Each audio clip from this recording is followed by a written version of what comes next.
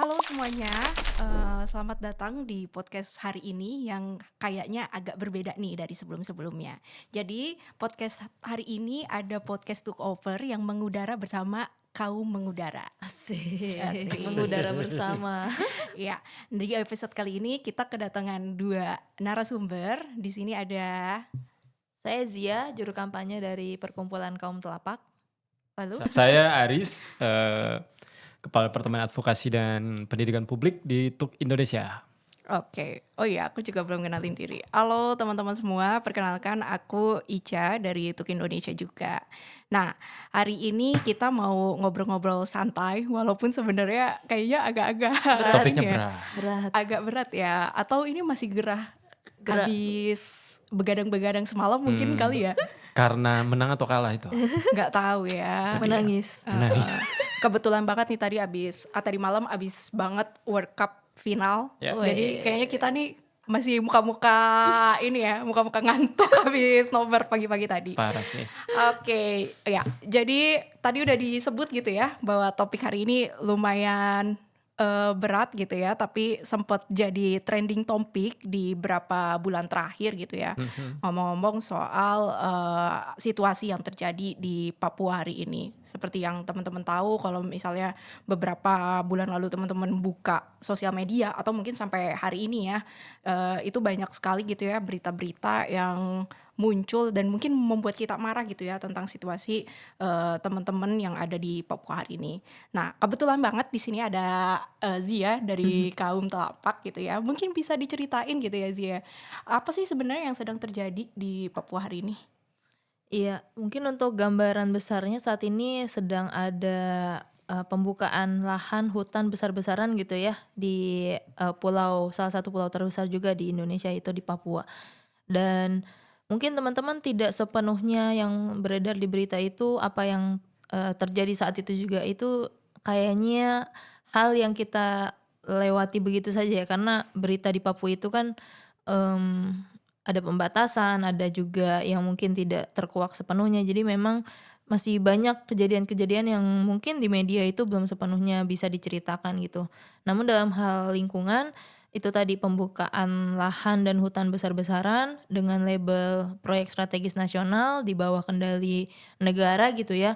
Namun juga mengorbankan sekian banyak masyarakat adat, komunitas lokal, orang muda, perempuan adat, dan juga ya tentunya generasi-generasi muda adat di Papua gitu. Nah di sini merespon hal tersebut gitu ya, secara nasional kita mencoba mengkonsolidasikan teman-teman LSM, NGO gitu berkumpul untuk bisa bersolidaritas, terutama untuk konteks Merauke gitu ya, karena di sanalah yang saat ini masif pembukaan hutannya. Dan secara terang-terangan gitu ya, pemerintah mengeluarkan surat keputusan melalui Kementerian Kehutanan terkait proyek strategis nasional gitu di sana. Dan dalam prosesnya hal ini yang sedang tadi ya, solidaritas Merauke upayakan untuk digugat, karena dari segi administrasi mereka maladministrasi gitu, kemudian dari segi implementasi juga sungguh kacau gitu ya di lapangan. Sehingga ini yang patut sebenarnya dipertanyakan, untuk siapa surat keputusan ini dibuat, dan dampaknya itu nggak main-main loh. Hampir sudah dibuka 130-an kilometer jalan gitu ya untuk pembangunan daya dukung atau infrastruktur proyek strategis nasional tebu dan juga energi gitu. Nah di sini teman-teman melihat tidak hanya di satu kabupaten, tapi juga ada beberapa di Bovendigul, Mapi, Merauke gitu ya. Itu juga kawasan-kawasan yang sudah dicanangkan sebagai lahan untuk proyek strategis nasional tadi gitu. Nah prosesnya advokasi di nasional gitu ya, gugatan ini masuk ke PT UN Jakarta dan masih terus bersidang sampai saat ini. Dan ini juga merupakan desakan publik gitu ya, karena kan meskipun itu terjadi di Papua, tapi itu juga tidak hanya didasarkan atas apa yang menjadi kebutuhan di Papua gitu. Justru ini adalah dorongan karena adanya kebutuhan nasional itu tadi. Makanya mungkin ya sesama masyarakat Indonesia gitu ya, WNI gitu, nasib menjadi WNI gitu ya. Justru kita yang justru harus lebih peka gitu bahwa apa yang terjadi di Papua saat ini juga karena ya dorongan kepentingan publik yang sebenarnya kita juga terlibat gitu. Mau tidak mau kita pasti bisa menjadi pelaku ataupun menjadi korban dari kebijakan itu. Oke, Gitu berarti sih. spill dikit nih. Tadi kan disebut ya soal ada surat keputusan yang sekarang lagi digugat di PT Iya. UN gitu ya. Tapi sebelum-sebelumnya mungkin ada cerita panjang juga gitu ya Mm-mm. soal PSN. Ini kan setiap orang nih, setiap ngomong Papua pasti ngomongin PSN mulu gitu. Nah, sebenarnya di PSN ini ada apa sih di sana gitu? Iya. Dan semasif apa yang terjadi di lapangan? Iya, sebenarnya kan PSN ini ibaratnya istilah yang muncul ketika hebring-hebringnya Undang-Undang Cipta Kerja itu kan ya, UU CK, dan ketika itulah banyak listing sebenarnya daftar-daftar proyek yang tanda kutip strategis nih untuk pemerintah laksanakan dan perlu urgensi segera segera dilakukan gitu. Nah, dari sekian list itu memang tersebar di seluruh Nusantara ya, di seluruh Indonesia. Tapi memang yang dampaknya terasa paling banyak mudorotnya ya, ibaratnya seperti itu ya, banyak negatifnya ya memang di kawasan-kawasan yang masih terjaga hutannya justru kayak gitu. Seperti misal food estate gitu. Food estate di Kalimantan, food estate di Papua, dan mungkin wilayah yang di Sumatera gitu ya.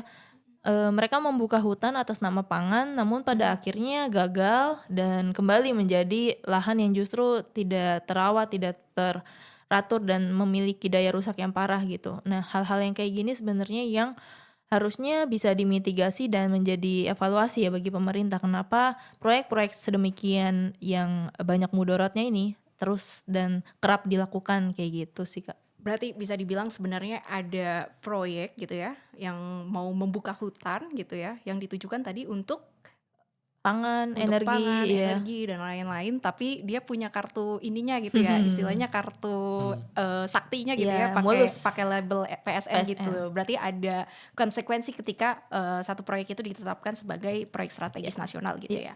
Nah, selain kehilangan hutan gitu ya, apa sih sebenarnya dampak yang paling nyata ditemukan di lapangan gitu ya, yang dirasakan oleh khususnya masyarakat adat di Papua? Iya. Kalau kita melihat begitu ya dari pemberitaan, dari melalui media gitu, memang daya rusaknya itu yang pertama pasti lingkungannya gitu ya. Kehilangan hutan berarti juga berdampak dengan kehilangan sumber penghidupan bagi masyarakat adat yang notabene sudah turun-temurun dari leluhur, dari generasi ke generasi hidup di sana gitu. Nah, ketika hutan itu rusak, sumber pangan mereka hilang, otomatis mereka mencari atau membutuhkan alternatif lain ya, dengan mungkin mengandalkan tanaman atau komoditas yang mereka beli, dan ketika mengupayakan membeli kan berarti ada sumber daya yang dikeluarkan begitu. Dan untuk mencari sumber daya itu terkadang tidak bisa lagi didapatkan di kampungnya atau di wilayah adatnya karena hutannya sudah habis. Jadi efek dominonya itu ketika kehilangan hutan ya mereka kehilangan penghidupan juga gitu. Dan di sisi lain dampak nyata sebenarnya bagi seluruh masyarakat adat ya, khususnya mungkin perempuan gitu.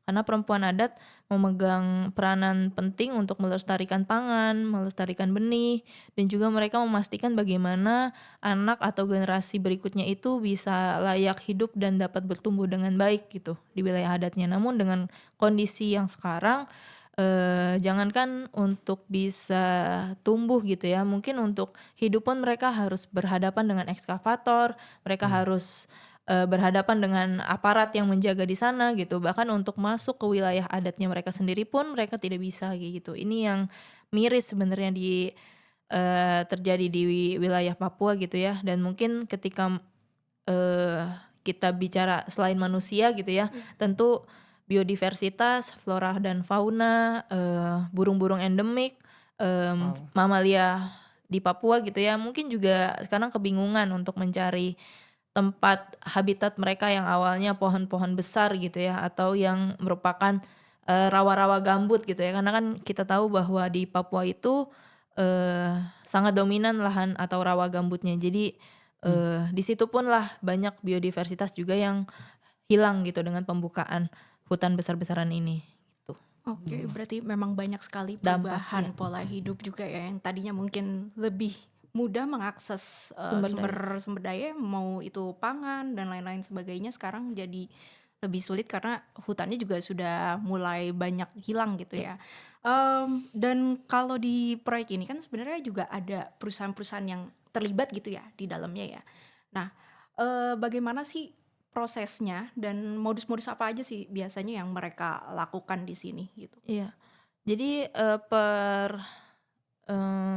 melalui riset kami ya, Kaum Telapak melihat bahwa modusnya itu kurang lebih sama halnya dengan ibaratnya kita mengambil kayu-kayu yang menjadi apa namanya ya, titipan leluhur yang sudah beratus-ratus tahun yang besar-besar itu untuk dibawa keluar dari zona apa namanya yang sudah ditetapkan sebagai PSN itu, kemudian barulah mereka bisa mengoperasionalkan perusahaan gitu ya. Karena kan kadang ketika kita melihat suatu izin, kita hanya melihat oh ini cuma sekian hektar gitu, tanpa melihat sebenarnya di dalam sekian hektar itu ada apa aja sih potensinya. Di sana ada kayu-kayu besar yang punya nilai ekonomi tinggi, di sana ada tadi ya biodiversitas, di sana juga ada potensi karbon yang sudah tersimpan bertahun-tahun dan itu menjaga iklim kita kayak gitu. Nah, hal-hal yang kayak gini sebenarnya tidak dipentingkan mungkin ya, sehingga pemberian izin itu dengan sangat mudah apalagi sudah dilabeli PSN. Nah, untuk kayu umumnya mereka beroperasi dengan modus jadi kalau di Papua itu ada satu kayu yang sedang kami saat ini perdalam juga gitu ya, kayu merbau. Jadi ada namanya istilah cukong. Nah, cukong itu kayak pengusaha kecil atau lokal lah yang ada di Papua. Nah, dari situ latar belakang si cukong ini bisa macam-macam, kayak misal menjadi aparat penegak hukum gitu ya, atau bisa menjadi orang suruhan, bisa juga dari luar kampung gitu.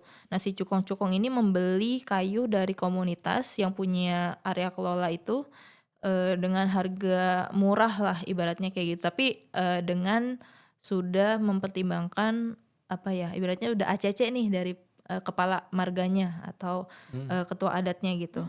Nah, contohnya di distrik Sayosa Timur di Sorong, mereka tuh hanya menjual dengan harga 150 sampai 300 ribu per kubik gitu.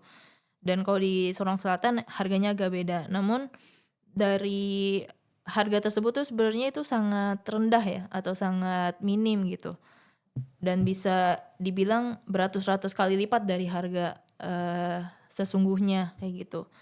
Nah, informasi-informasi yang kayak gini nih kita dapatnya justru dari internet. Karena jarang sekali apa ya, mendapat informasi langsung di lapangan gitu. Ataupun walaupun kita ada investigasi tapi tetap kan itu ada kendala, ada keterbatasan juga. Nah, jadi modus-modus yang kayak gini atau modus illegal logging ya, pembalakan kayu ilegal itu masih terjadi di Papua. Dan mirisnya karena tuntutan ekonomi tadi, justru yang melakukan adalah komunitas gitu. Jadi ini catatan sih untuk kaum dan juga riset-riset kedepannya, bahwa tidak selalu modus operandinya perusahaan yang langsung menebangnya gitu ya, tapi ini mereka melibatkan masyarakat lokal juga gitu di dalam modus-modus operandinya. Walaupun sebenarnya tidak terlepas Iya, gitu ya dari kontrol perusahaan kontrol juga. dari perusahaan itu Iya, sendiri gitu ya. Sebenarnya ini jadi salah satu konflik yang mungkin betul. diciptakan juga gitu ya. Dan dilestarikan oleh mereka gitu. Oke. Oh ya, ini kita bicara tadi soal apa yang terjadi di lapangan gitu ya, yang di Papua. Tapi di balik itu semua, sebenarnya tidak terlepas juga bahwa ada modal-modal juga yang ikut bekerja di sini. Karena tentu semua proyek itu pasti butuh dana gitu ya. Dan dari mana sih dana-dana ini biasanya berasal gitu. Dan banyak sekali juga perusahaan-perusahaan yang bermain gitu ya di Papua. Dan kalau di sini ada TUK Indonesia juga gitu ya. Dan TUK Indonesia ini juga terkenal dengan riset-riset taipannya gitu. Nah, sejauh ini apakah TUK Indonesia sudah melihat apakah ada taipan-taipan yang saat ini masih bermain di Papua? Ya, terima kasih Cak. 2025 kemarin kami meluncing sebuah laporan yang menunjukkan taipan-taipan yang saat ini sedang bermain di Papua. Dan laporan itu berupaya menunjukkan taipan yang bermain di Kalimantan dan Papua. Sebelum saya bicara lebih dalam soal para taipan ini, saya mau sedikit nyambung ke tadi yang teman-teman sampaikan ya. Setuju sekali bahwa apa yang saat ini terlihat di publik itu hanya bagian kecil dari problem utama yang sedang terjadi di lapangan. Ini supaya kita cukup memahami kenapa hubungannya dengan Taipan dan kenapa informasi itu sangat kecil, gitu ya. Jadi apa yang terjadi di pelosok-pelosok di daerah-daerah, mungkin saya pakai istilah apa ya, frontier atau daerah-daerah dengan apa ya, keterbatasan informasi, akses dan lain-lain itu sesuatu yang kalau kita lihat hari ini informasinya di publik, tadi itu mungkin ini hanya bagian kecil dari apa yang sedang terjadi. Jadi kayak semacam sebuah puncak gunung es gitu, kita bisa lihat esnya berkilauan dari jarak jauh, tapi problem utama di bawahnya itu nggak pernah bisa kita lihat gitu. Karena apa? Karena ada struktur politik di situ, ada struktur ekonomi di situ, dan problem-problem yang terjadi di Indonesia itu apa ya? Kayak korupsi, kemudian kekerasan, kemudian ya intimidasi terhadap warga di sana, baik itu oleh aparat keamanan militer dan lain-lain, itu terjadi di wilayah itu. Bahkan bukan cuma terhadap komunitas mungkin ya. Kalau kita lihat banyak laporan media menunjukkan bahwa media pun mendapat, tadi juga sudah disampaikan bagaimana media mendapatkan tekanan luar biasa. Bahkan ada kantor-kantor media di sana itu dilemparin bom molotov, jurnalisnya diintimidasi dan lain-lain. Jadi apa ya, tidak ada sebuah problem apa ya, tidak ada, saya mau bilang gini, dalam konteks ini mungkin kosakata paling mudah untuk menggambarkan problem yang sedang terjadi di sana itu adalah apa yang disebut di dalam film yang lagi viral hari ini sebagai kolonialisme, gitu ya. Sederhananya adalah orang-orang punya hak, tapi kemudian mereka tidak memiliki kekuatan untuk mempertahankan itu. Dan itu terjadi pada bangsa kita ya. Saya mau kira-kira publik mesti menyadari apa yang sedang terjadi di Papua untuk menyambung ini dalam histori kita sebagai negara bangsa di Indonesia ketika kita berjuang untuk keluar dari tekanan Belanda pada masa itu. Orang-orang punya kekuatan sebagai pribumi, tapi dia nggak punya kemampuan untuk melakukan perlawanan karena ya ditekan dari berbagai macam aspek, mulai dari politik, mulai dari ekonomi, sampai todongan dengan moncong senjata. Dan kalau kita baca histori-histori yang terjadi di Indonesia oleh Belanda pada masa kolonial, itu terjadi kira-kira di masa hari ini ya, di Papua kalau kita baca beritanya. Jadi sederhananya ini bukan cuma sekedar soal orang-orang mempertahankan atau tidak ingin tanahnya dikelola, tapi orang-orang sedang melawan harkat martabat dia sebagai seorang manusia. Nah ini problem apa ya? Saya tidak mungkin kalau mau menyamakan apa yang terjadi di masa kita berperang terhadap Belanda dengan apa yang terjadi. Banyak orang bisa memperdebatkan itu, tapi kalau kita menaruh perspektifnya ada di posisi itu, mungkin kita bisa merasakan apa yang terjadi pada orang-orang di Papua. Yeah. Nah, saya ingin masuk di situ. Lalu kalau apa yang terjadi di Belanda di Indonesia pada masa-masa masa-masa kolonial itu dilakukan oleh sebuah institusi negara, dan apa yang terjadi di Papua dilakukan oleh sebuah institusi yang negara, kan ada militer, ada kepolisian di situ, dan ya sebenarnya ini bisa disebut bentuk penjajahan yang tidak selesai. Iya. Di negeri sendiri. Dan pertanyaannya siapa yang memotori itu kan? Tadi mungkin saya akan masuk ke pertanyaannya Ica tadi, ketika eh, apa siapa sih di balik itu semua, Iya. ya? Karena kan tentu saja perangkat-perangkat negara itu mesti ada yang membiayai. Iya. Oke, katakan masa sih militer atau aparat kepolisian atau apa saja yang bertugas di sana itu kan bagian dari infrastruktur negara dan Iya. tentu saja itu dibiayai oleh negara. Benar. Oke, itu satu hal yang mungkin kita mau catat di sini. Tapi kita mesti apa ya? Saya mau masuk ke soal yang hubungannya dengan bisnis. Tapi kita ingin lihat apa yang terjadi di mungkin sebelum ke Papua, tapi terjadi di Sumatera, terjadi di Kalimantan, dan sekarang masif di Sulawesi. Itu semua dilakukan oleh satu institusi bisnis. Ya, ada orang yang diuntungkan dari kebijakan negara itu. Oke. Kita bisa lihat bagaimana proyek tadi kita singgung sedikit PSN, ada gimana sih PSN itu menjadi wilayah investasi yang besar-besaran, menjadi pertumbuhan ekonomi, jadi pembangunan gitu, jalan jadi, kemudian ya infrastruktur ya intinya di sini. Industri kemudian tumbuh, dengan begitu ekonomi akan meningkat. Itu idenya kan.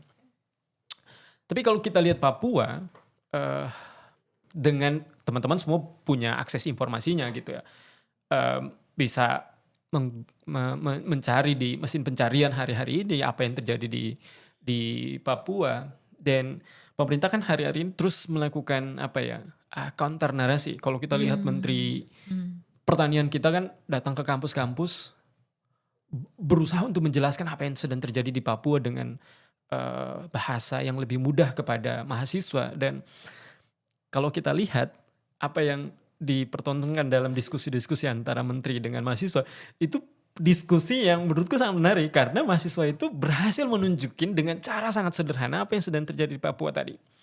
Oh iya, ini program negara, negara mendapatkan keuntungan dan tapi kemudian mahasiswa dengan mudah bilang juga, oke, ada isu kesejahteraan di situ, tapi Bapak nggak bisa lupa ada orang yang diuntungkan juga di situ.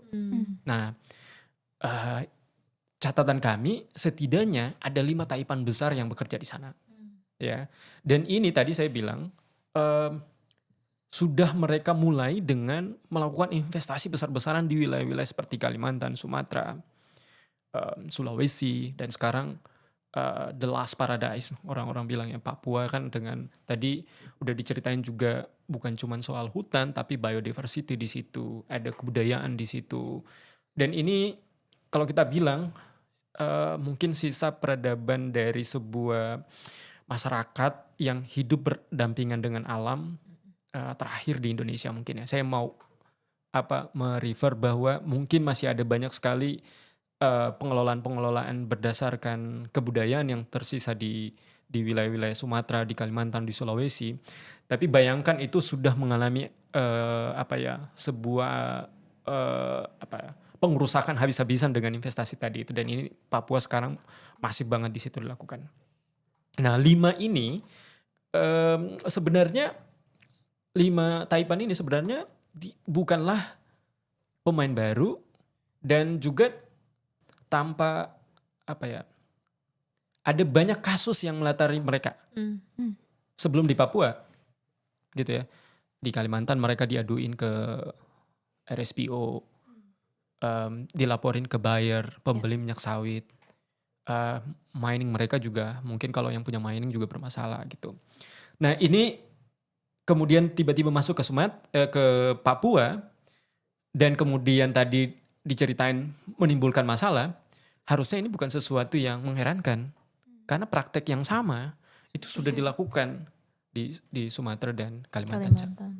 Dan dampaknya udah kita lihat juga di Sumatera gitu ya. Kejadian akhir tahun kemarin sebenarnya juga tidak terjadi begitu saja, tapi juga itu eskalasi yang panjang sehingga bencana itu bisa terjadi, bayangkan ya, di tiga provinsi gitu ya, dan itu besar banget.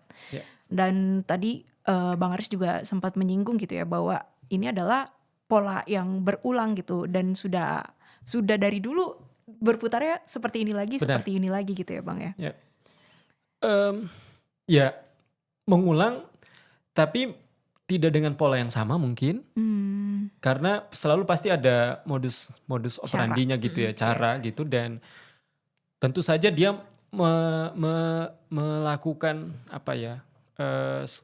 Dia melihat juga lah nih, dia mengevaluasi strategi Tentu masyarakat saja. juga ya. Apalagi kan kalau sekarang no viral no justice, tapi mereka juga sekarang punya counter narasi gitu ya.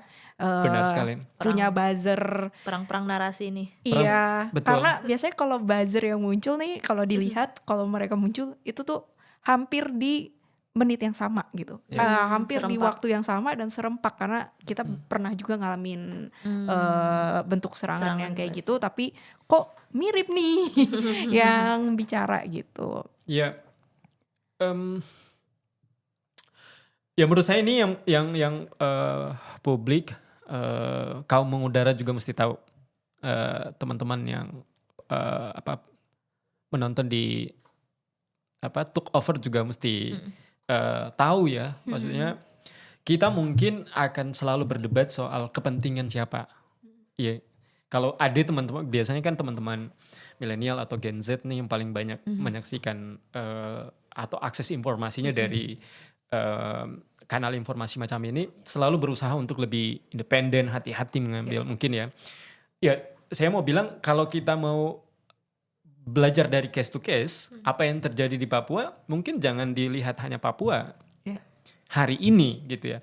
Tapi mari lihat mundur mungkin 20 tahun terakhir, zaman orang tua teman-teman itu melakukan di kampus, mungkin coba berdiskusi dengan mereka bagaimana cerita terkait dengan apa yang sudah terjadi di masa lampau, terkait dengan bagaimana pembangunan industri kelapa sawit di wilayah itu, bagaimana kehadiran investasi tambang di wilayah-wilayah seperti batubara gitu ya. Semua penuh dengan rezim kekerasan. Itu yang harus kita catat dengan benar gitu ya. Jadi apa yang terjadi di Papua dengan eskalasi yang makin masif, kemudian bukan hanya sekedar kehilangan tadi sumber-sumber penghidupan mereka, tapi ini lebih dari itu, bagaimana orang-orang di sana ditaklukkan gitu dengan berbagai macam cara, termasuk dengan intimidasi dan kekerasan tadi. Ya.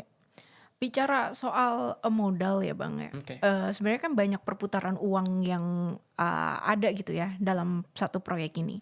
Nah, bagaimana sih sebenarnya skema pembiayaan atau pendanaan ini? Mungkin saya spill satu kasus yang terjadi di Papua, kami coba tanyain di bawah grup John Lin Group. John Lin. Ya, tadi kan saya sebut ada 5 ya. Salah satunya adalah John Lin Group yang kami menyurati ke Bank Mandiri. Apakah John Lin Group nih punya siapa? Sultan Kalimantan. Sultan Kalimantan gitu ya. Untuk lebih tahu, cek di baca laporan TUK Indonesia di websitenya TUK. Nah, ada. Sekaligus promosi tuh, Cak. Iya. Bisa diakses di websitenya TUK Indonesia di tuk.org. Iya. Masuk. Iya, karena ya menurutku penting tuh teman-teman baca detail ya. Ini kan kita coba spill tadi ya, spill dikit. Nah, salah satunya itu John Lin Group yang kami bertanya ke bank besar. Mungkin teman-teman juga punya punya uang di bank itu. Namanya Bank Mandiri. Jadi kami bertanya tuh. Kami kan dapat laporan, lihat bahwa di tahun 2000 ya beberapa tahun yang lalu Bank Mandiri menyalurkan pembiayaan kepada John Lin Group. Nah, kami cek tuh, kami bertanya, apakah uang Bank Mandiri salah satunya dipakai untuk melakukan land clearing di Papua, gitu ya. Kenapa kami bertanya ke Bank Mandiri? Karena Bank Mandiri menyebutkan bahwa mereka adalah bank first movers untuk sustainable finance di Indonesia. Jadi mereka mengklaim diri sebagai bank berkelanjutan pertama di Indonesia, sebagai pelopor. Pokoknya apa-apa dia bersih nih ya, bebas dari konflik. Dia bukan cuman bersih, dia hijau gitu ya. Dia hijau gitu. Oke, kita bertanya, Terus dia bilang, oh kami tidak tidak membiayai itu, gitu ya, tidak membiayai itu. Nah, ini menariknya dengan jawaban Bank Mandiri itu karena hubungannya dengan gugatan TOK. Jadi TOK juga melakukan gugatan untuk pertama kali di Indonesia kepada institusi pembiayaan dan itu juga kepada Bank Mandiri. Masalahnya adalah di Indonesia kita itu nggak pernah tahu atau tidak pernah ada laporan secara terbuka pembiayaan dari satu bank kepada grup dan grup yang menyalurkan pembiayaan itu kepada anak perusahaannya. Jadi pernyataan Bank Mandiri tidak membiayai untuk Papua itu bisa diterima karena saluran pembiayaan dia itu kepada John Lynn Group. Lalu John Lynn Group beroperasi di Papua dengan biaya seperti apa memang tidak pernah dibuka. Nah, disinilah ruang di mana publik harusnya punya awareness bersama-sama. Kalau kamu nggak pernah buka pembiayaan yang kamu salurkan, bagaimana publik bisa menjadi apa sih biasanya kalau publik ini sebut dirinya nasabah misalnya, tapi juga ikut terlibat mengkritik, watchdog, melakukan pemantauan kan, Karena duit kita. Dan juga publik punya hak itu kan, Iya. kita punya kuasa itu di negara demokrasi kan.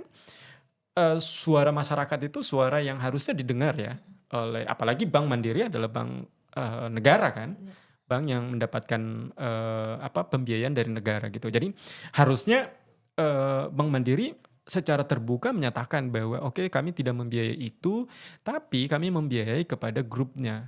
Seperti apa pembiayaan kepada anak perusahaan di sana, itu akan kami evaluasi. Harusnya kan seperti itu, gitu ya. Nah, ini yang tidak terjadi gitu ya. Dan sampai saat ini tidak ada informasi clear terkait dengan keterlibatan. Maksud saya tidak ada informasi yang bisa kita verifikasi dari jawaban dari Bank Mandiri tersebut terhadap investasi dia ke Papua. Tapi yang menariknya adalah ada video yang beredar di mana Direktur Bank Mandiri bersama pemilik John Lynn Group itu berada di Papua. Nggak mungkin gitu kayaknya kalau nggak ada. Itu dia, jadi ya. Sinyal ya. Jadi emang sebenarnya kalau di lapangan yang ditemuin oleh TUK ada pinjaman yang sebenarnya ini ke perusahaan parent company-nya gitu ya, yang nanti bakal didistribusi lagi. Benar. Gitu. Sehingga kalau misalnya kita mau nyebut ini pembiayaan dilakukan oleh mereka, oleh anak perusahaannya, mereka bisa aja ngelak gitu berarti ya. Iya, pengelakan itu kan sebenarnya sering banget terjadi. Kalau ada hubungannya sama anak perusahaan, pengelakan terjadi itu di induk.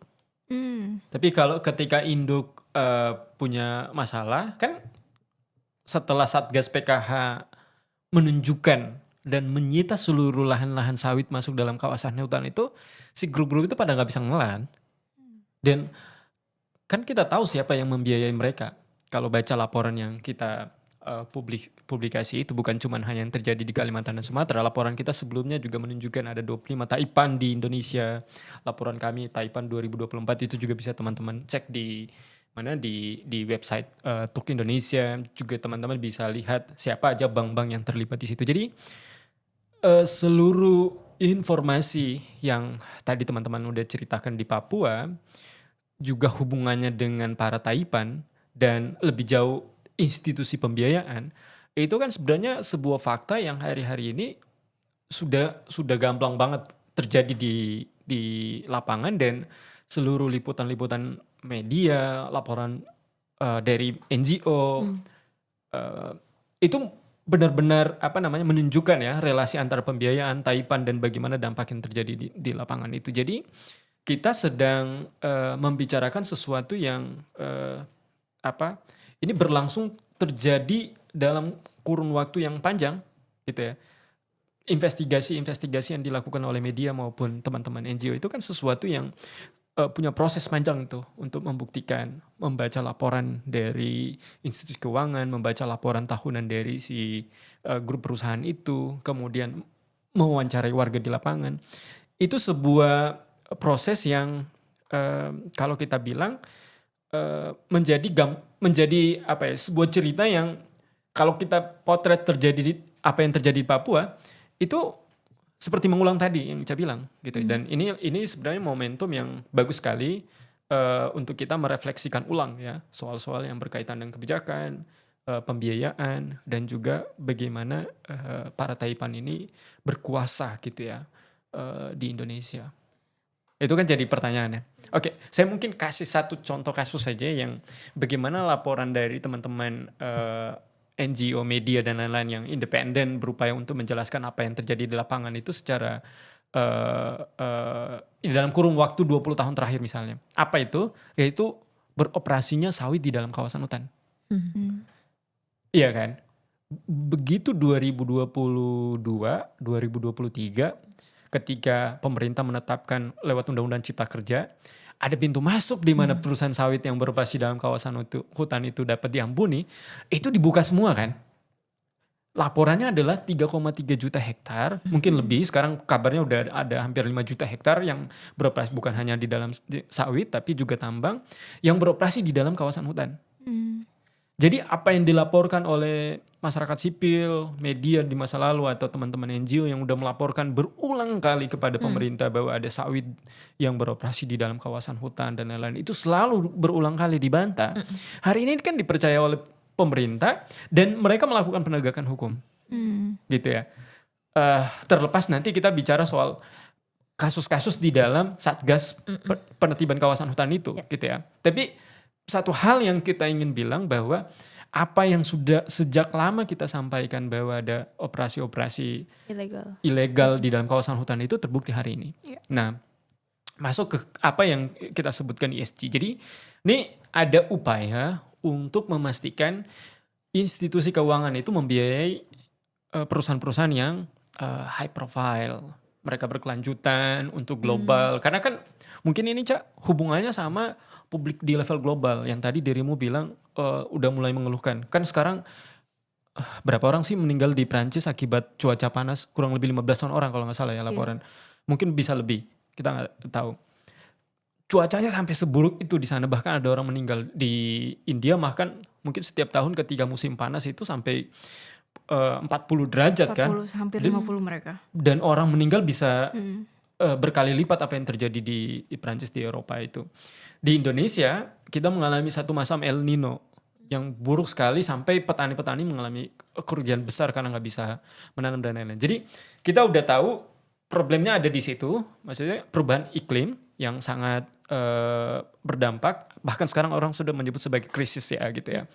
Dan di level global rantai pasok tadi ini misalnya sawit kita masuk ke pasar Eropa, kemudian orang-orang di Eropa mengkonsumsi sawit yang berasal dari Indonesia dari bentuk apapun itu. Apa ya, misalnya yang hari-hari orang pakai Cak, Skincare bisa, coklat yang kita makan juga setiap hari, yang kita konsumsi gitu ya.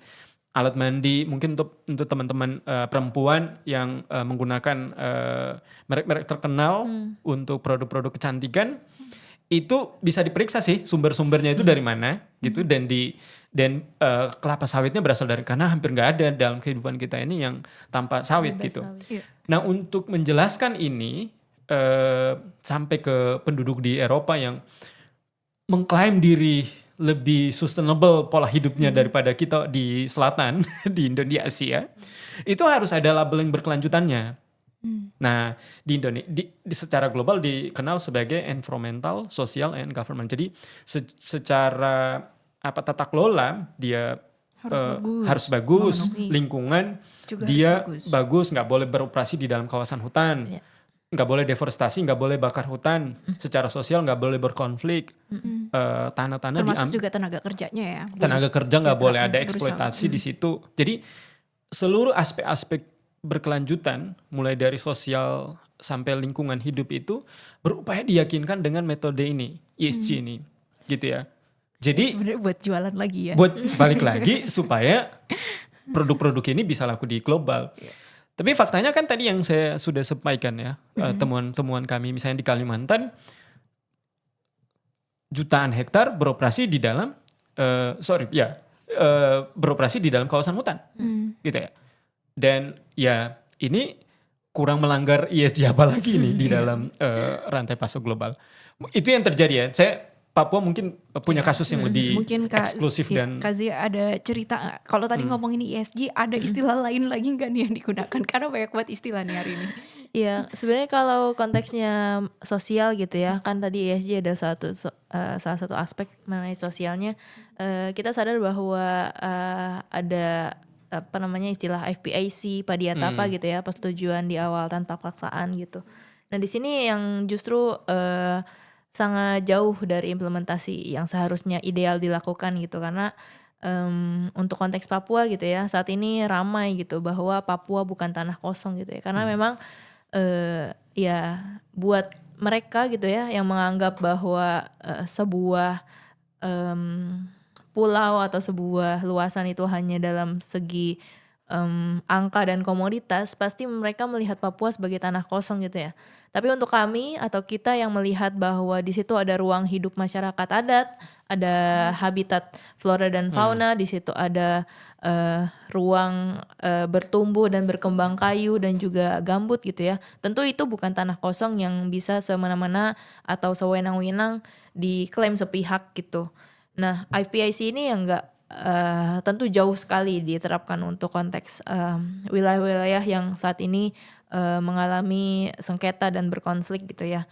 Karena sebagai catatan juga bahwa semua izin, semua bentuk dokumen legal itu jika sudah ada label PSN-nya maka sudah menjadi wewenang pusat lah, intinya kayak gitulah ya.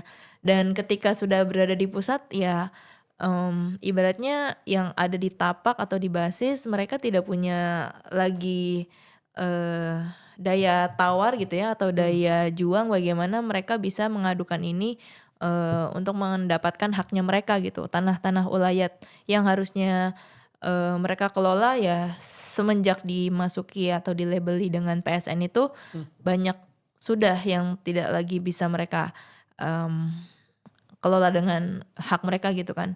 Nah inilah yang bentuk-bentuk perampasan ruang, perampasan lahan yang nyata, dan jangan ngebayangin perusahaan masuk atau PSN itu masuk dengan upacara adat yang melibatkan tokoh adat dengan seizin komunitas gitu ya. Jangan jauh lah membayangkan sedemikian bagusnya FPIC, tapi yang nyata-nyatanya terjadi adalah mereka datang masuk dengan ekskavator ratusan unit gitu ya.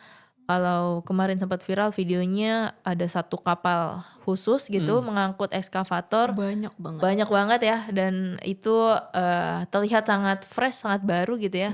Dan itu sandarkan langsung untuk bisa memabat hutan di Merauke, Boven dan juga Mapi tadi. Kalau ada ini kepala-kepala adat yang tampil ya itu mendukung itu, apa ceritanya sebenarnya? Sebenarnya itu salah satu yang tadi ya kita selalu perang narasi gitu. Kita dihadapkan dengan konflik horizontal yang dimana kita justru dibenturkan dengan komunitas kita sendiri gitu. Akhirnya ya. masyarakat dengan masyarakat. Betul, sebenarnya bukan itu isu yang kita advokasikan. Namun karena melihat ada celah tadi ya perpecahan, kemudian ada oknum yang bisa ditunggangi oleh perusahaan atau dalam hal ini oleh aparat itu sendiri gitu ya. Sehingga itulah yang menjadi bahan yang mereka goreng gitu di media, bahan yang mereka goreng untuk disampaikan ke publik bahwa ini adalah konflik sebenarnya antar masyarakat, bukan mengenai perusahaan ataupun PSN itu sendiri gitu. Nah, narasi ini yang mereka terus lestarikan, terus goreng sehingga publik pun menjadi termakan gitu ya atau percaya gitu. Padahal sebenarnya yang kita dorong adalah bagaimana awal mula ini bisa terjadi kayak gitu kan. Jadi kalau tadi benar analoginya gunung es, ya kita ngelihat yang terlihat di atas aja gitu. Sebenarnya di bawahnya akarnya tuh apa sih? Dan ini tidak hanya terjadi di Papua, tapi banyak tipologi konflik horizontal itu memang sengaja dibenturkan oleh korporasi yang bersengketa di situ gitu. Nah ini bentuk-bentuk mungkin tipologi baru gitu ya, tapi sebenarnya ini sudah lama dikembangkan oleh mereka gitu. Nah ini yang perlu kita waspadai sih sebagai masyarakat sipil, sebagai NGO, yang mana justru kita jangan sampai justru mengorganisir atau mengorkestrai konflik horizontal itu, tapi bagaimana bisa mengakomodir konflik yang sifatnya vertikal gitu ya, baik antara masyarakat dan negara atau masyarakat dengan korporasi gitu. Kita harus bisa memposisikan diri dengan baik dan jangan sampai justru ke bawah arusnya gitu. Itu sih tadi catatannya. Ya, karena memang di lapangan pasti situasi bisa sangat-sangat macam-macam gitu ya, bisa berubah. Dan ada nggak sih bentuk-bentuk intimidasi yang juga diterima gitu ya? Ini kan bisa jadi dia bentuknya intimidasi, atau mungkin apakah ada juga gitu yang bentuknya sampai ke kriminalisasi, apalagi kayaknya dua cara ini tuh dua yang paling akrab gitu ya di sekitar kita saat ini gitu ya. Mungkin nggak cuma di Papua ya, di sini juga kita sekarang gerak Ada. mengetik pakai jempol aja juga bisa cepat Beresiko sangat beresiko. Nah, mungkin Kak Jia bisa ceritain. Iya, sebenarnya kalau bahas Papua dan isu pelanggaran HAM ataupun mengenai hak asasi itu sangat kompleks ya teman-teman, baik dari tadi sejarah kolonialisme yang dirawat sampai akhirnya di tahap ini justru kita sendiri atau negara gitu ya, negara yang melakukan kolonialisme itu. Jadi sangat banyak dan beragam gitu, dan terutama menyasar tadi pembela hak asasi manusia dan juga pejuang lingkungan gitu. Dan kalau dilihat dari polanya, kita bisa bicara soal pembatasan akses tadi, semisal mengenai jaringan telekomunikasi, akses jalan, kemudian akses informasi terhadap pendidikan, kesehatan dan lain-lain. Justru itu yang kita nilai ya, kita bisa lihat sendiri gitu saat ini jauh lah dari kata sempurna atau baik di Papua gitu. Dan dari situ sebenarnya ya pemerintah ya, dalam hal ini kita sebut Lantang, menggunakan itu sebagai alat pembungkaman barangkali kayak gitu ya. Tidak hanya media tapi juga masyarakat sipil atau komunitas lokal di Papua, sehingga tidak bisa aktif bersuara atau sekedar untuk memperjuangkan tadi haknya pun mereka tidak berdaya kayak gitu.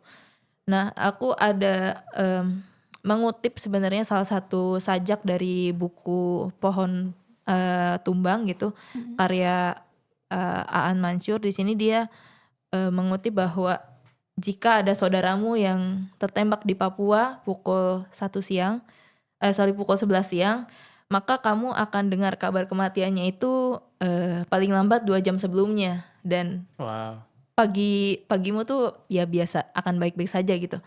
Jadi menurutku ini sangat menggambarkan ya bahwa duka ataupun kabar suara-suara yang ada di Papua itu sebenarnya dibungkam dari segi tata waktu. Tadi ya kita kan memang punya selisih jangka waktu ya, tapi dari segi pembungkaman dan juga aspirasi suara itu memang jauh terdengar gitu. Dan ini juga soal tragedi kemanusiaan yang sebenarnya udah lama dan ya prosesnya juga masih terus berjalan ya sampai sekarang kayak gitu. Ya, aku ingat kan sempat juga ya di Papua tuh shutdown internet yang berhari-hari dan itu sampai digugat di PT UN seingatku, dan menang gitu, bahwa memang terjadi shutdown internet yang sudah direncanakan gitu.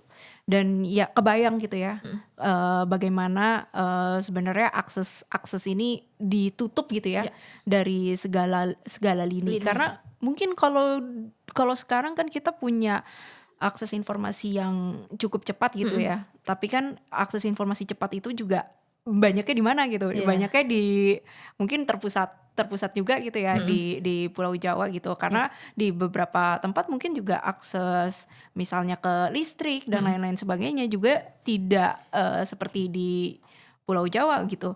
Kayak kebayang lah kalau di Jawa mati listrik 15 menit ngamuknya kayak apa gitu ya. Tapi kalau di Papua orang tanpa itu, di Sulawesi orang juga masih di Sulawesi misalnya di deket PLTA ya masih, padahal deket PLTA gitu ya, yang listriknya benar-benar masih 8 jam kerja juga.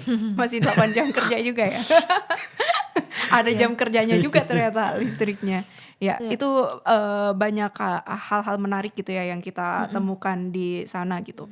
Nah, ini kan sebenarnya banyak sekali gitu ya catatan-catatan yang sebenarnya kalau misalnya bank yang mau ngasih pembiayaan ini bilang dia benar-benar menjalankan sustainable banking yang akan menjamin bahwa ini adalah ekosistem sustainable finance gitu ya.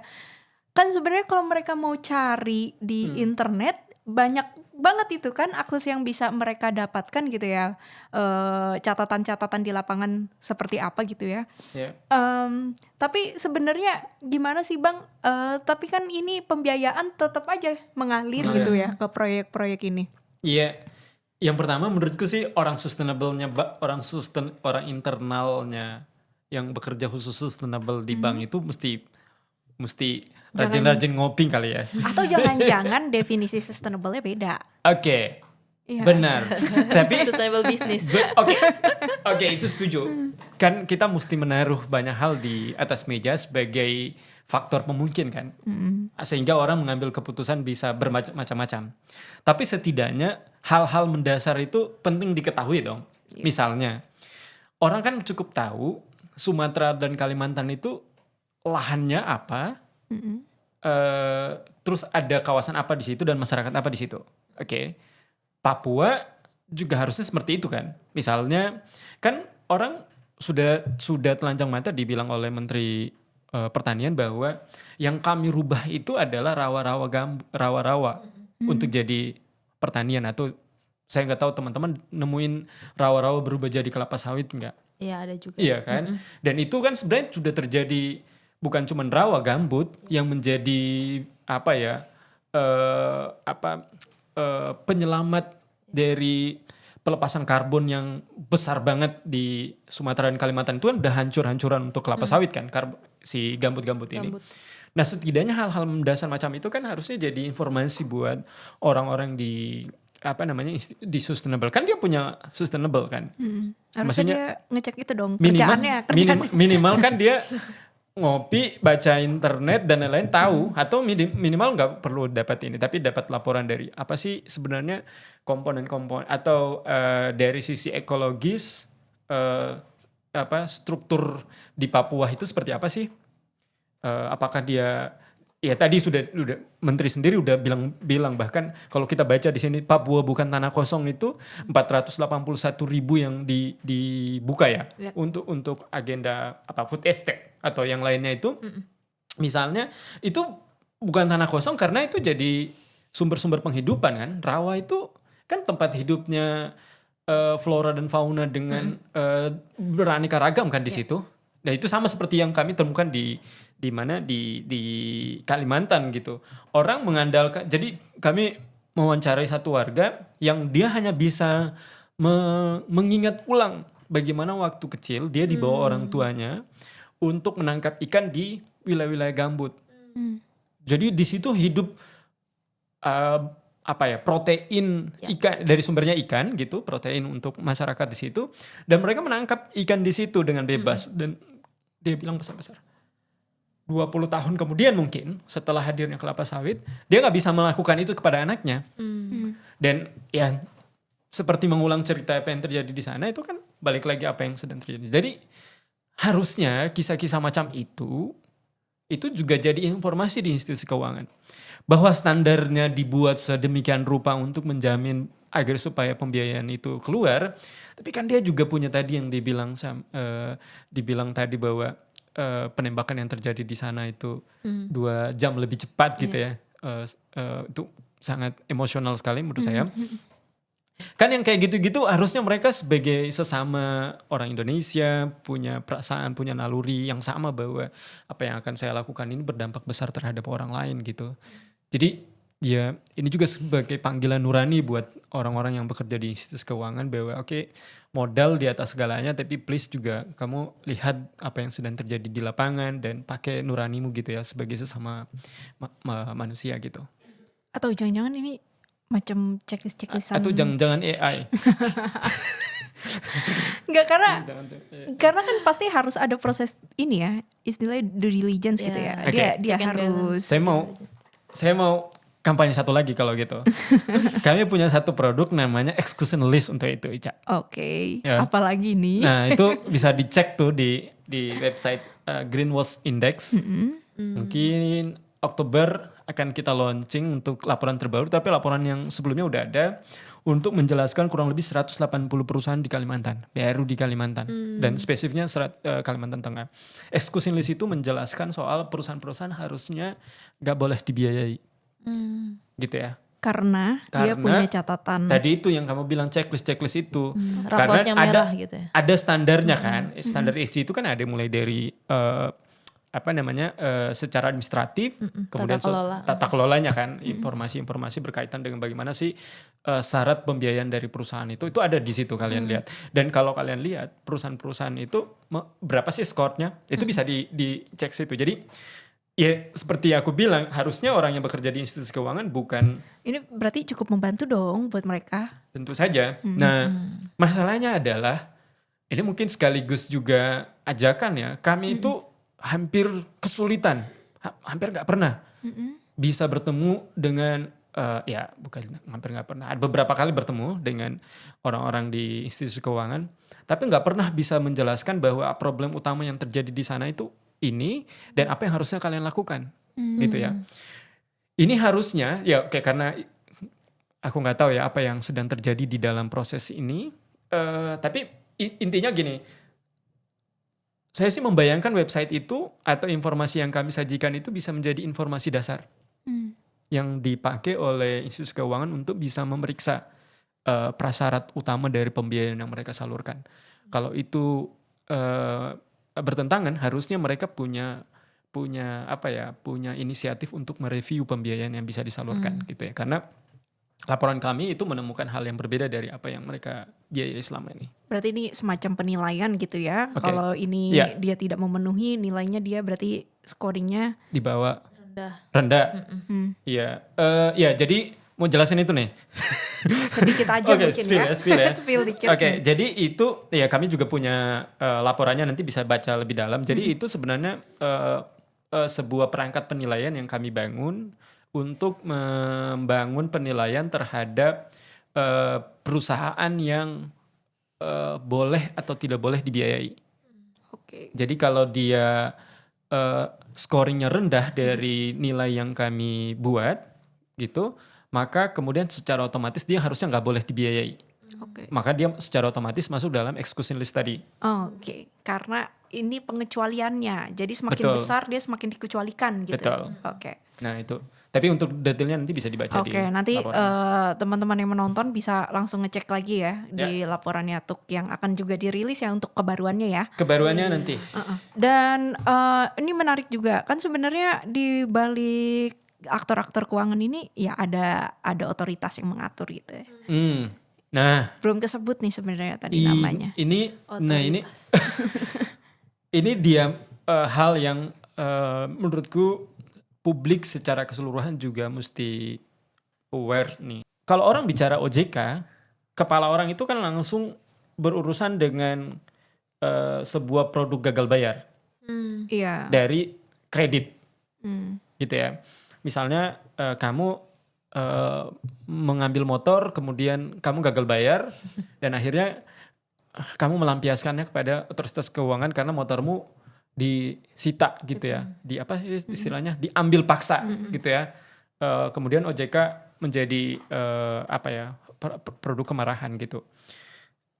Nah di aspek lingkungan ini harusnya juga jadi semacam upaya bersama gitu, karena lembaga ini juga yang menyusun kebijakan untuk bank yang membiayai perusahaan-perusahaan yang beresiko tadi, ya baik itu sosial maupun lingkungan.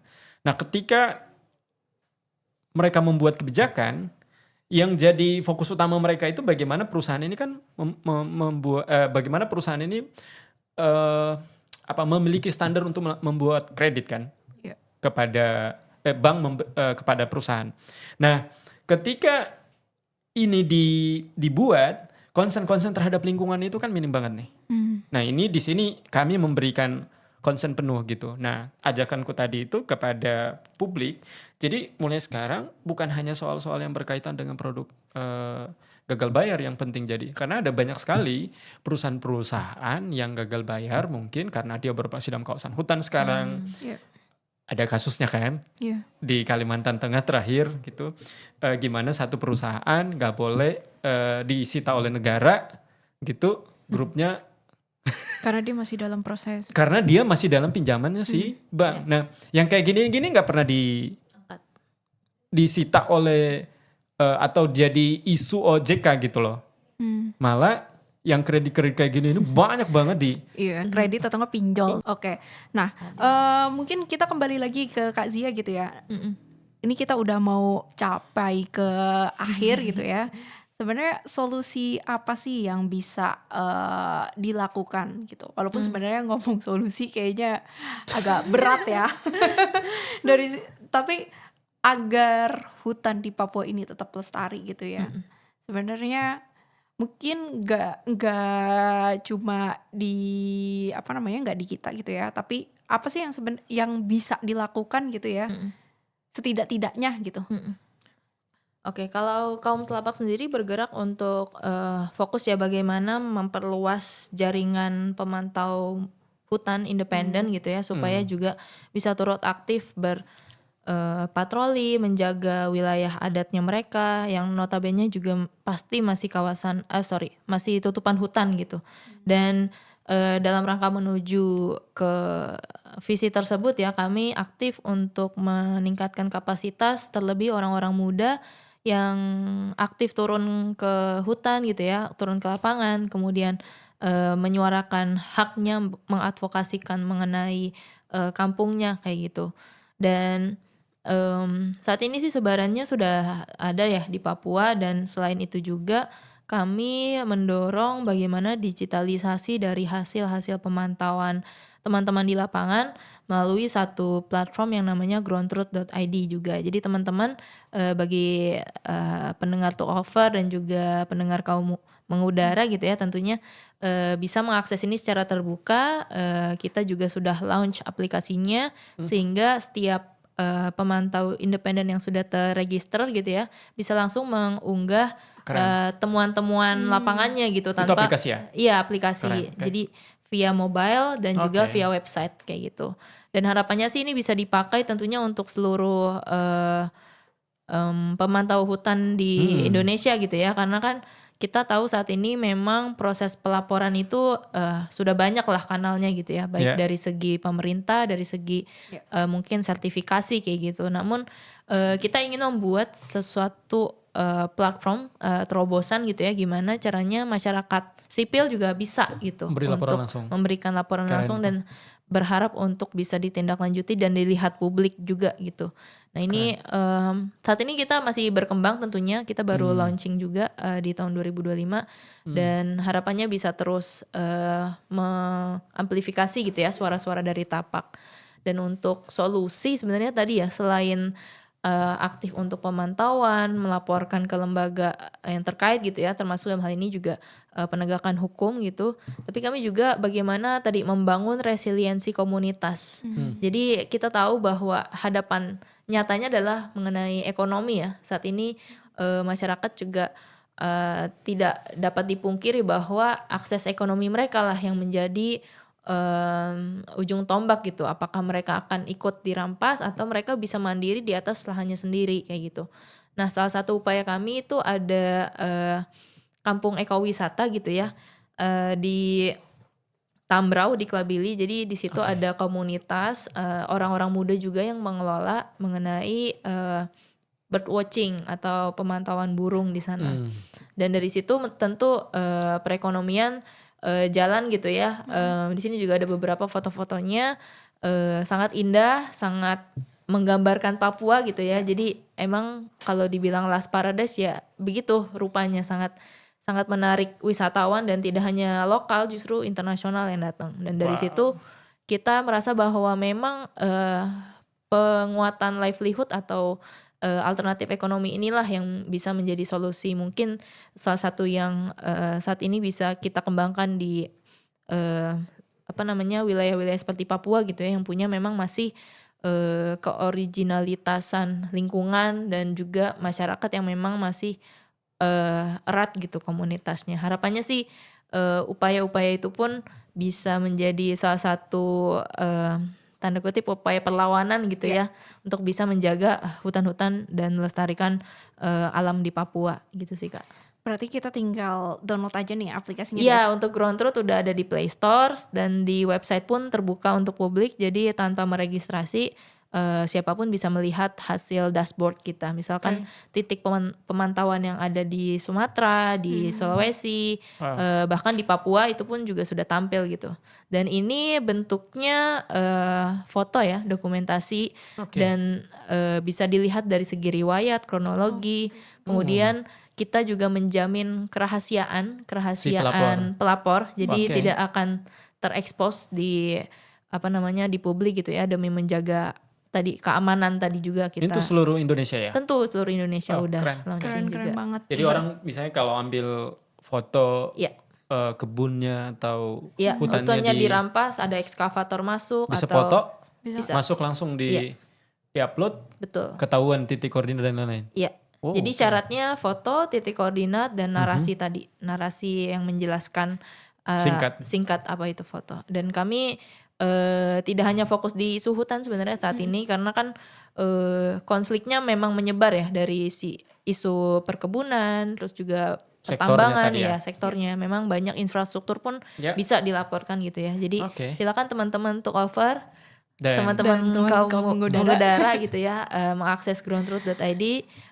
Semoga ini juga bisa menjadi kanal kita bersama ya untuk sama-sama membuka transparansi apa yang terjadi. Karena kan tadi ya bentuk-bentuk pembungkaman media, pembungkaman informasi dari wilayah-wilayah yang saat ini bersengketa, salah satunya di Papua itu masif banget gitu. Sehingga dengan adanya platform seperti Ground Truth, harapannya informasi yang nggak keluar dari media ataupun dari lokal itu bisa tersajikan di situ. Jadi harapannya bisa dipakai sama-sama. Berarti nanti kalau kita ke lapangan terus menemukan sesuatu, kita juga bisa ngisi ya? Pasti bisa banget. Bisa ya. Nah kita udah mencapai penghujung obrolan kita. Ini karena sebenarnya nggak kerasa ujung banget lama. Iya, ini ujung banget gitu. Dan mungkin terakhir nih ya untuk Bang Aris dan Kak Zia gitu ya. Apa sih nih pesan yang mau disampaikan ke teman-teman pendengar Took Over dan juga kaum mengudara? Mulai dari Bang Aris dulu mungkin. Iya, pesan ya. Saya punya pesan untuk publik dan juga kepada institusi yang bekerja khusus untuk memastikan pembiayaan tetap jalan, ya baik itu di institusi keuangan maupun di pemerintahan. Yang pertama bahwa ya kebijakan-kebijakan yang kalian buat itu memang ditujukan untuk memastikan ada proses hukum yang dilakukan dengan benar gitu. Tapi sudahkah kalian tahu bahwa itu semua menjadi alasan bahwa hutan kita, lingkungan kita rusak gitu ya. Dan buat teman-teman publik, beritahu kepada pembuat regulasi itu dengan bikin kampanye semasifnya bahwa apa yang terjadi di tanah kalian, di Sumatera, di Kalimantan, mungkin teman-teman di Papua yang nonton ini juga beritahu kepada mereka bahwa apa yang terjadi hari ini ya benar-benar karena ulah dari kebijakan yang sejak awal sudah direncanakan untuk menghancurkan basis-basis produksi masyarakat itu. Terima kasih Bang Aris. Dan kira-kira apa yang bisa teman-teman lakukan gitu kalau misalnya dia mau kontribusi juga gitu? Desak mandiri.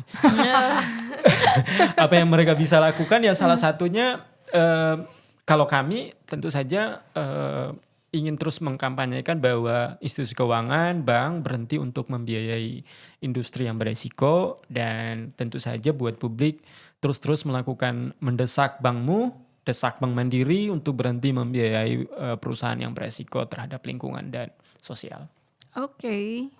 Thank you Bang Aris. Nah, Kak Zia silakan.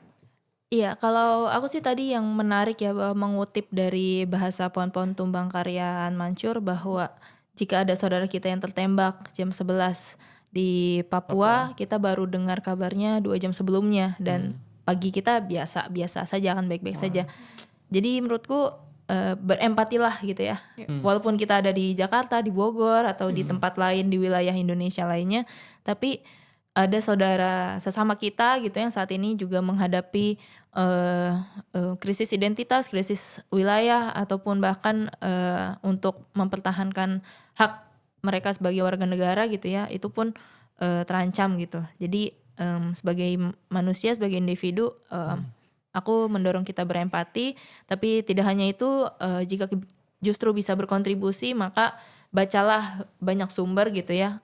Kita punya akses untuk tadi melihat laporannya TUK, membaca juga report-reportnya NGO lain seperti Kaum dan teman-teman koalisi banyak bertebaran di Solidaritas Merauke gitu.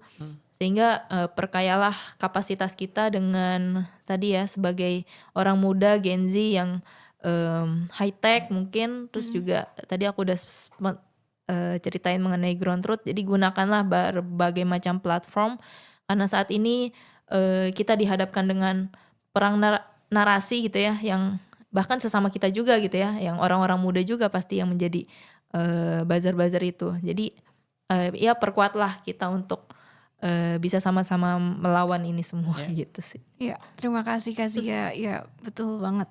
Empati gitu ya. Karena semua dimulai dengan empati. Dari empati itu akan muncul entah itu kemarahan atau juga keinginan untuk bergerak, dan sekecil-kecil perlawanan tetap perlawanan. Kalau kata Baskara, cari bentuk perlawanan. Asik, Gen Z banget. Oke, terima kasih teman-teman semuanya. Terima kasih teman-teman Tukoper dan Kaum Mengudara. Sampai ketemu lagi di episode-episode selanjutnya. Terima kasih. Bye.